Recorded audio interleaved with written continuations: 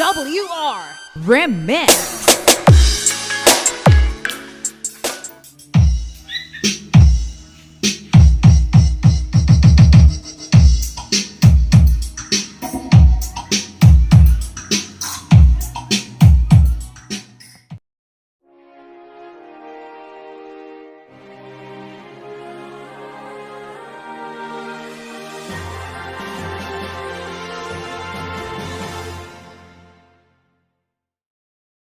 So, and mga lods at good evening ano. So, and magandang gabi.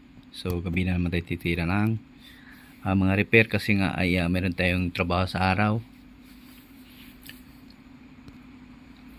At ito, so yan, kung ano yung nakikita nyo sa ating harapan ay meron tayong maliit na amplifier. So, ayan, ang brand ay Kaya. Kaya nating ayusin to. So, ang model ay B33. So, doon to sa kaibigan natin iniwan ano. So wala na tong power, so it means sira yung power supply nito. So yan. At maraming salamat pala sa mga ano ko diyan ano, yung mga bago kong subscriber at mga suki ko diyan. Maraming thank you at hindi niyo ko iniwan at palaging nandiyan kayo nakasuporta sa ating channel at nanonood sa ating mga videos. At ayan, magandang buhay sa ating lahat. At ito meron akong i-share sa inyo na bago na naman kaalaman. At dito lang yan sa ating Ortig TV. So maraming salamat at parami na tayo ng parami. So ayan, at bago natin simulan mga lods ano, ay baka hindi ka ba nakasubscribe dyan, ay pa-subscribe na po. At pag-hit na notification bell at ilagay sa all para laging updated. So ayan, sisimulan na natin to. Buksan ko muna at ipapakita ko sa inyo kung ano yung laman. So ayan, nabuksan na natin mga lods ano. So at ayan, hindi pala to transformer type. So is MPS pala power supply nito. So ayan lang yung kanyang main amp mga lods ano. So class D. So ang cute. So alam na. Kaya pala medyo mabigat, may simento pala. So ayan, ito na namang China, bumira na naman. So ayan, para sabihin na ano, medyo may laman yung ano, isang amplifier ay nilagyan na ng semento. So ayan. At ito yung kanyang power supply. So meron itong ano 18 volt na 3 ampere. So try ko itong ano palitan ng transformer mga lods ano. Sa tingin ko ay pwede to sa transformer. So saan kayong fuse nito? So wala na yung ano pala. Ayan yung fuse nya oh. So wala daw power, so tanggalin natin itong supply.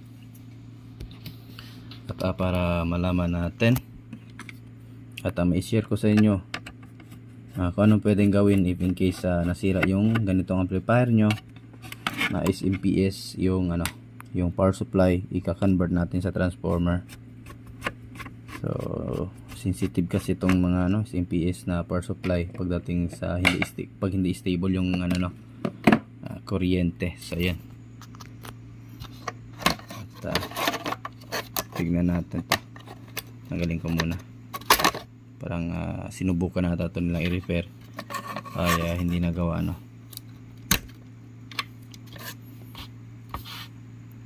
So ayun, may sunog nga pala. So ayan oh.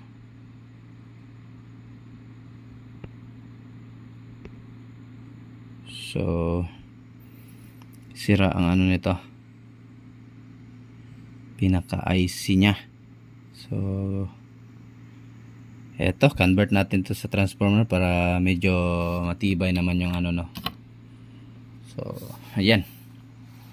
At meron akong transformer dito. So di ako sure kung 3 ampere ito no, parang nasa ano lang ito, parang nasa 2 ampere. So I think ano to, nasa 15 ano kasi nga single supply lang din siya. So ayan, single supply lang din naman yung ano, yung ating itong SMPS. So kailangan lang natin ng mag bridge diode para magiging DC ano. So 18 volts to, fix na to no, hindi naman to tataas. So ito naman kapag ka 15 volts ito, kapag ka dumada na itong ano, bridge diode, so I think nasa 20 or 18 volts DC ano. So sakto pa rin ito dito sa kanya. So ayan, at konti na lang yung bubutasan natin, ano. May butas naman na dito sa baba, yan, oh. So isang butas na lang din dito sa ano, sa kabilang side para mag ano ha. So meron naman tong sariling fuse na. So bago pa to mga lods, ano. Wala lang yung sticker dito. Sa tingin ko parang 15 ata to, 015. So single supply. Ayan. Ito, continue tayo. I-ready ko lang yung mga needs na pang-convert. So i-convert na lang natin, i-cancel na natin tong supply. Hindi natin to ayusin kasi wala naman tayong pampalit.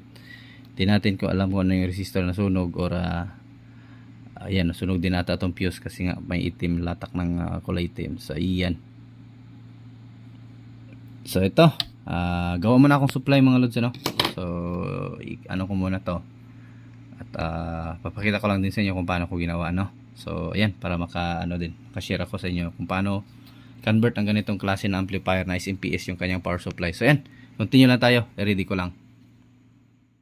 So ayan mga lods, nakagawa na tayo ng power supply, ano. So ayan, so dalawa capacitor natin nilagay para hindi bitin. So ayan, so yung bridge diode natin 4 ampere.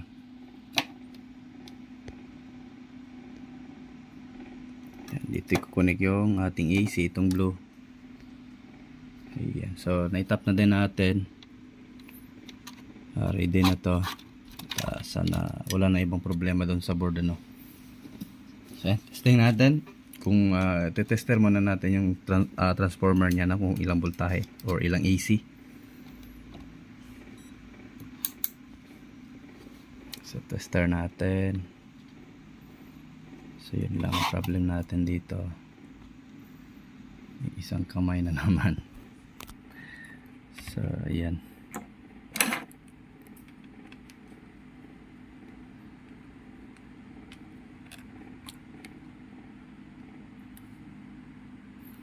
wait lang, ilagay lang natin muna dito,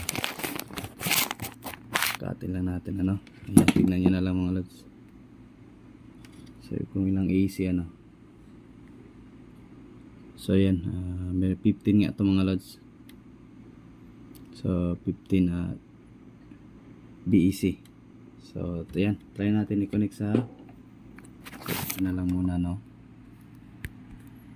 So ito na yan, itong AC na to, connect natin dito. And then test natin kung ilang voltahe.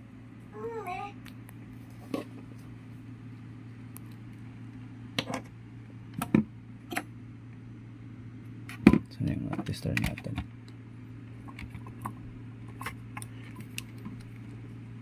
So tignan natin kung ilang BDC. So yun, meron tayong 19, di ba? So nasa 20 to 18 nga, tama nga tayo doon sa ating estimation. So ayan, meron na tayo agad power supply. So testing natin itong plug, kung magkaka-power ba tayo, no. So patayin muna natin para hindi mag-spark. Ayun, nagka-power nga agad. Ayun, no. So ganyan lang mga lods.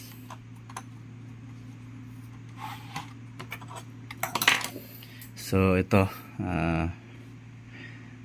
may balak akong magbili ng ganitong amplifier mga lods, din ika-convert natin sa kahit mga 600 or 500 watts. So natin, bili tayong SMPS at lagyan natin ng class D na amplifier, ano. So meron yung nabibili sa Shopee na class D. So kahit maliit pero powerful, ano. So ayan. Pero magagastos lang natin, nasa 2,000 plus lang. So meron na tayong class D na 500 watts per channel. So nakaano na yan, nakaano na sa isip ko. Maganda kasi yung ano niya mga lods, front panel, colored talaga. Yan, may Bluetooth din siya. So ang ano nito, ay ang brand nito ay kaya pala nating ayusin. So model D33. So yan, at ito, testing muna natin kung may audio na to. Kuha muna akong speaker. Then ayusin lang natin tong mamaya, siguro bukas na lang kasi nga ay gabi na. So bukas lang natin ito audio test, hindi naman din tayo pwede mag ano. So ano lang muna, testing lang natin kung may audio output na, no. So ayan, may speaker na tayo. So testing natin yung power. Ayun, tumunog na yung speaker. And then USB, kuha tayong USB or FM lang muna, no. Try natin. So ayun, tumunog na yung speaker natin.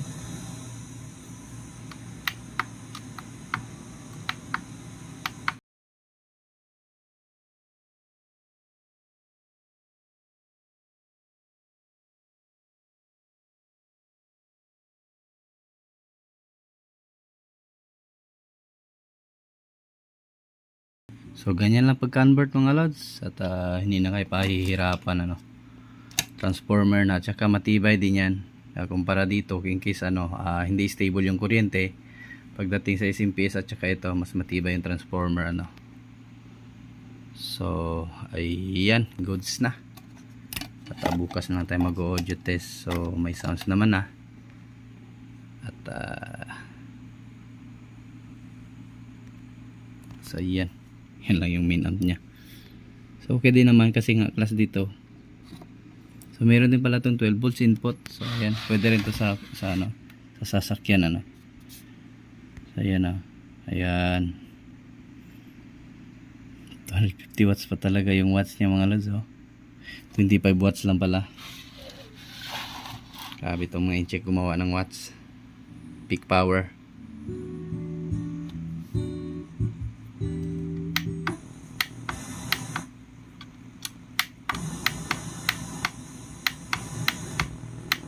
Tula ng ibang yung station, tulog na.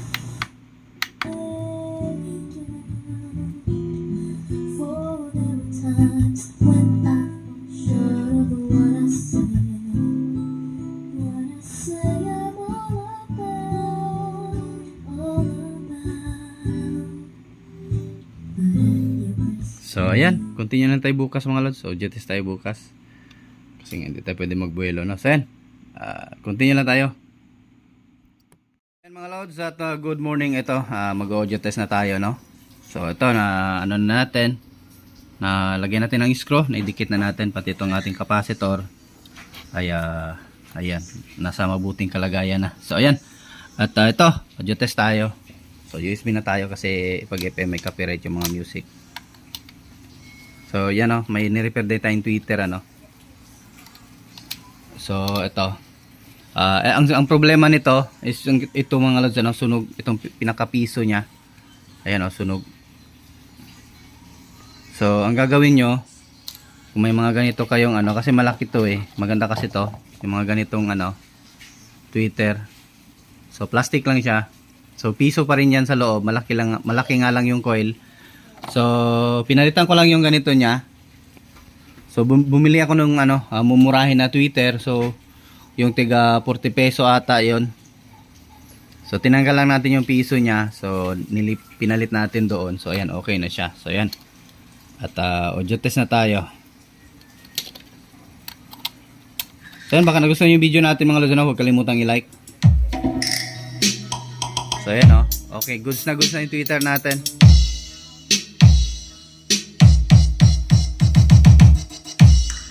Yan na lang natin kasi papasok yan sa ating sa ating video. Lakas din pala mga lods.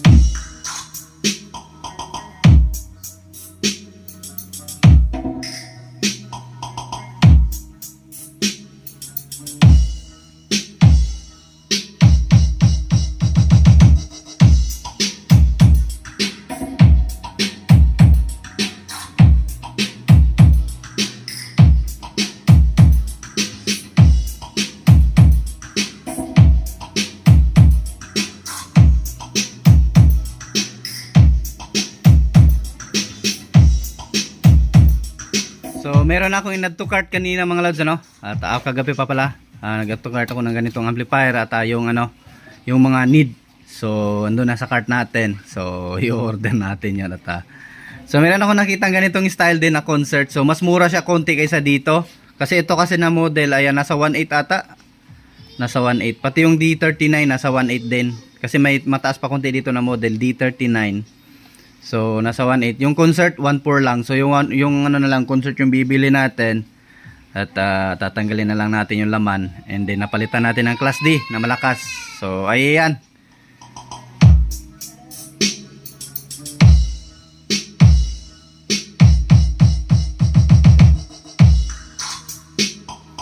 So ayan at okay naman ang mga lods, ano? So ayan at tayo magpapaalam muna. At magsasabi sa inyo na maraming salamat at thanks for watching mga lods at bye bye.